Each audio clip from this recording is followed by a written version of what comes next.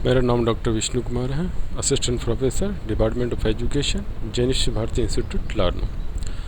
आज हम अभिकर्मित अनुदेशन के बारे में अध्ययन करेंगे। यदि हम इसकी प्रस्तावना पर प्रकाश डालें तो सर्वप्रथम प्रेसी ने सन 1920 में ऐसी व्यवहारिक शिक्षण मशीन तैयार की जिसका प्रयोग छात्रों के शिक्षण और परीक्षण दोनों के लिए किया जाता है। B.F. स्किनर तथा जेम्स जे हॉलैंड ने के उल्लेखनीय प्रयास से सन 1954 में अभिकर्मित अनुदेशन विधि का जन्म हुआ। स्किनर ने एक सिद्धांत को विकसित और प्रतिपादित किया जिसे हम क्रिया प्रस्तुत अनुबंधन का सिद्धांत कहते हैं, और इस सिद्धांत का उपयोग करके उन्होंने क्रिया प्रस्तुत अनुबंधन सिद्धांत प्रतिमान का विकास किया, जिसका मुख्य लक्ष्य व्यवहार परिवर्तन है। अभिकर्मित अनुदेशन का सर्वप्रथम प्रारंभ अमेरिका से हुआ और इसका श्रेय हम B.S. स्किनर को जाता है, और अभिकर्मित अध्ययन तकनीक का आगमन भारत में 1963 में हुआ। भारत में अभिकर्मित अध्ययन के प्रसार तथा अनुसंधान के लिए Indian association of programme learning नामक संस्था का गठन किया, और इस संस्था का नाम Indian association for programme learning and education innovation हो गया। यदि हम अभिकर्मित अनुदेशन के अर्थ परिभाषा पर प्रकाश डालें तो स्किनर ने कहा कि अभिकर्मित अनुदेशन को शिक्षण की कला और अधिगम के विज्ञान की संज्ञा प्रदान की है, और इस विधि में बालकों के सीखने के लिए विषय वस्तु को क्रमबद्ध रूप में छोटे छोटे पदों के द्वारा प्रस्तुत करते हैं, छोटे छोटे फ्रेमों के द्वारा प्रस्तुत करते हैं। परिभाषाएं। B.F. स्किनर ने कहा कि अभिकर्मित अनुदेशन शिक्षण की कला और सीखने का विज्ञान। इसी प्रकार D.L. कुक ने कहा कि अभिकर्मित अधिगम स्व शिक्षण विधियों के व्यापक संप्रयुक्त को स्पष्ट करने के लिए प्रयुक्त विद्या है। अब हम इनकी विशेषता जानते हैं कि अभिकर्मित अनुदेशन की कुछ विशेषता हैं, जिस प्रकार से ये एक व्यक्तिनिष्ठ विधि है और इसकी सामग्री को छोटे छोटे अंशों या छोटे छोटे पदों में रखा जाता है, और प्रत्येक पद अपने आगे वाले पद से तार्किक रीति एवं स्वाभाविक रूप से जुड़ा हुआ होता है, और सीखने वाले को सक्रिय, सतत, अंतः एवं बाह्य अनुक्रिया करनी पड़ती है। प्रत्येक पद के साथ ही प्रश्न जुड़े होते हैं और जिनका उत्तर छात्रों को देना पड़ता है। इसमें छात्रों को अधिगम की गति बढ़ती है। इससे छात्रों के अधिगम की गति बढ़ती है, क्योंकि ये छात्रों को पुनर्बलन, रिइंफोर्समेंट व फीडबैक, प्रतिपुष्टि के द्वारा प्रेरणा, उद्दीपन प्रदान करती रहती है, और छात्रों को अपनी त्रुटियों का तुरंत ही भान हो जाता है कि वह कहाँ पर त्रुटि कर रहा है, जिससे छात्रों को सही करने का अवसर भी मिलता है। और इसमें संपूर्ण शिक्षण उद्देश्य आधारित होता है, जिससे पाठ्य वस्तु कुछ विशिष्ट उद्देश्यों को ध्यान में रखकर प्रस्तुत की जाती है, तथा इसमें सिद्धांत भी सुनिश्चित होते हैं, और छात्रों को अनुदेशन सामग्री द्वारा अग्रसर होते समय अपनी गति का ही प्रयोग करना पड़ता है। छात्रों को अपने प्रत्युत्तर की उपयुक्तता व अनुपयुक्तता की पुष्टि तत्काल ही हो जाती है। अभिकर्मित अनुदेशन में उद्दीपन, विभेदीकरण या परिवर्तन की महत्वपूर्ण भूमिका होती है। अभिकर्मित अनुदेशन की आवश्यकता क्यों पड़ती है? फर्स्ट, शिक्षण में प्रत्येक छात्र को अपनी गति से सीखने का अवसर उपलब्ध नहीं हो पाता है, इसलिए इसकी आवश्यकता पड़ती है। इसी प्रकार से शिक्षण में विषय वस्तु के प्रस्तुतिकरण पर ही बल दिया जाता है। नेक्स्ट, शिक्षण विधियाँ, पाठ्य पुस्तकें, सहायक सामग्री और छात्रों की तत्कालीन जांच करने में पूरी तरह असमर्थ है। शिक्षण में उपचारात्मक शिक्षण का कोई प्रबंध नहीं है। बालकों के अध्ययन की पाठ्य पुस्तकों तथा सहायक सामग्री में बालकों के व्यवहार तथा अनुक्रियाओं को पुनर्बलन प्रदान करने की व्यवस्था नहीं है। अभिकर्मित अनुदेशन के मूल तत्व। अनुदेशन अभिकर्मित है, पाठ्य वस्तु है, उत्तरोत्तर प्रसमिपता है, अवरोह श्रृंखला है, निदान तथा उपचार, क्रमागत प्रगति, उद्दीपन प्रक्रिया, पुनर्बलन, व्यवहार तथा व्यवहार श्रृंखला, उद्दीपन नियंत्रण का हस्तांतरण, पृष्ठपोषण या प्रतिपुष्टि और पुष्टिकरण और अनुबोधन, ये सब उसके मूल तत्व माने जाते हैं। इसी प्रकार से अभिकर्मित अनुदेशन के क्या उद्देश्य है? उद्देश्य ये होता है कि बालक स्वगति से सीखे और विषय वस्तु का प्रस्तुतिकरण करना सीखें, और यह अध्यापक की अनुपस्थिति में हो सके करके सीखें, और साथ ही स्वयं का मूल्यांकन कर सके। ये अभिकर्मित अनुदेशन के उद्देश्य होते हैं। यदि हम इनके टाइप्स की बात करें तो ये 3 टाइप्स है: रेखीय, शाकीय और अवरोहीय। रेखीय अभिकर्मित अनुदेशन, इसका जो प्रतिपादन किया था हार्वर्ड विश्वविद्यालय के प्रोफेसर B.F. स्किनर ने अपने साथी जेम्स जी हॉलैंड के साथ मिलकर 1954 में किया। इसमें छात्र प्रत्येक पद को एक के बाद एक पढ़ता जाता है और छात्र प्रत्येक पद को पढ़ते हुए अनुक्रिया करता है तथा उसके सही या गलत होने की जांच करता है तथा सही होने पर अगले पद को पढ़ता है। चूँकि यह प्रक्रिया एक सीधी रेखा द्वारा प्रदर्शित की जा सकती है, इसलिए इसे रेखीय अभिक्रमित अनुदेशन कहते हैं, जिसे हमने इस डायग्राम के द्वारा प्रदर्शित किया है। रेखीय अभिक्रमित की अवधारणाएं: छात्र सही अनुक्रिया पर प्रेरित होते हैं तथा पूर्ण अनुक्रियाओं को दूर करने का प्रयत्न कर अधिक सीखते हैं। इसमें पाठ्य वस्तु को छात्रों के समक्ष सरल और सुहाग्रह रूप में छोटे छोटे पदों में प्रस्तुत किया जाता है, अतः छात्र अधिक सीखते हैं। छात्र स्वयं सीखने के लिए तत्पर तथा सक्रिय होते हैं। पाठ्य वस्तु की क्रमबद्धता शिक्षण सूत्रों के अनुसार होती है, अतः अधिगम अधिक होता है। रेखीय अभिक्रम के पदों के प्रकार इस प्रकार से ये 4 प्रकार बनाए गए हैं। पहला है प्रस्तावना पद। इन पदों का मुख्य उद्देश्य अभिक्रम प्रारंभ करना है। दूसरा शिक्षण पद। इन पदों की संख्या अधिक होती है तथा इनका मुख्य लक्ष्य शिक्षण करना होता है और प्रत्येक पद एक नवीन ज्ञान प्रदान करता है। नेक्स्ट अभ्यास पद। इन पदों के माध्यम से पढ़ाए गए पाठ का अभ्यास करवाया जाता है तथा इनका कठिनाई स्तर शिक्षण पदों की तुलना में अधिक होती है।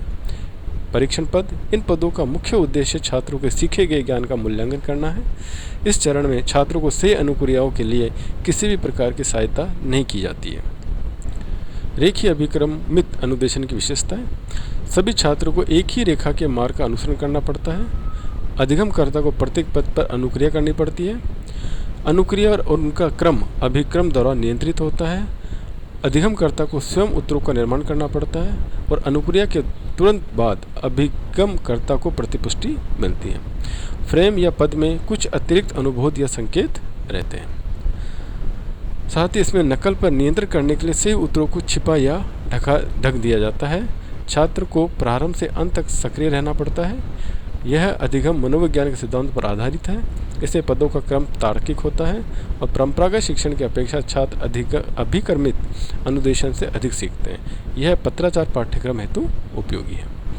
यदि हम इसकी लिमिटेशन की बात करें तो फर्स्ट लिमिटेशन है कि जो प्रतिभाशाली छात्र होते हैं इसमें अधिक रुचि नहीं लेते हैं। साथ ही छात्रों को स्वतंत्रता नहीं होती है। इसमें अधिगम नियंत्रित परिस्थितियों में होता है। साथ ही इस शैली का प्रभावकारी उपयोग कुछ सीमित प्रकार की विषय वस्तु के लिए भी संभव है और इसमें सामाजिक अभिप्रेरणा प्रदान नहीं की जाती है।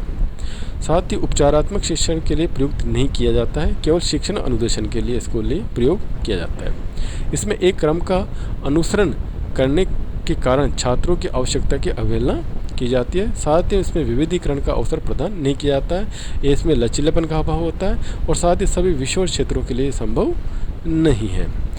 नेक्स्ट हम बात करते हैं शाखीय अभिक्रमित अनुदेशन विधि की। इसके जो प्रतिपादक थे श्री नॉर्मन एंड क्राउडर थे और इस कारण इसे क्राउडियन अनुदेशन भी कहते हैं और जिसका आधार है वह विषय सामग्री को प्रस्तुत करने की तकनीक है और इसमें समस्त अनुक्रिया छात्र द्वारा कंट्रोल होती है तथा इसे आंतरिक प्रोग्रामिंग भी कहा जाता है।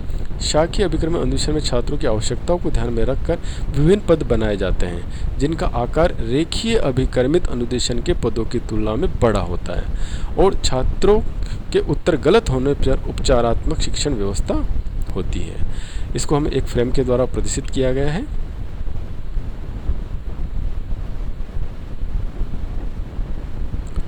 जैसा कि उपरोक्त चित्र में दिखाया गया है, इसमें पहले प्रश्न के 3 उत्तर 1, 20 और 21 है। यदि छात्र एक उत्तर देता है तो वह अगले फ्रेम में पहुंच जाता है तथा यदि वह 20 व 21 उत्तर देता 20 या 21 उत्तर देता है जो कि गलत है तो उसे 20 व 21 फ्रेम को पढ़कर यह जानना होगा कि वह गलत कहाँ है। इसी क्रम में 2 और 3 सभी प्रश्नों का उत्तर देते हुए आगे बढ़ता जाता है। इस तरह इस अनुदेशन के 3 कार्य है। पहला प्रस्तुतिकरण करना, दूसरा निदान करना, तीसरा उपचार करना। इसकी विशेषता है शाखीय अभिक्रमित अनुदेशन की विशेषता है। शाखीय अभिक्रम में बहुविकल्पीय प्रश्न पूछे जाते हैं। विषय वस्तु को प्रस्तुत कर सकता है अच्छी भाषा शैली में और पदों को रोचक और सुपाठ्य बना सकता है। छात्रों द्वारा यह नियंत्रित अभिक्रमण है और इसमें पृष्ठ पोषण तुरंत देने की व्यवस्था भी होती है। यह छात्र केंद्रित अभिक्रम है। छात्रों को अपनी व्यक्तिगत विभिन्नताओं के अनुसार सीखने का अवसर दिया जाता है। साथ ही तैयार सामग्री पुस्तकें तथा शिक्षण मशीनें दोनों में उपयोगी होते हैं और परंपरागत ट्यूटोरियल विधि पर आधारित होती है और उस शिक्षण उद्देश्यों की प्राप्ति भी होती है।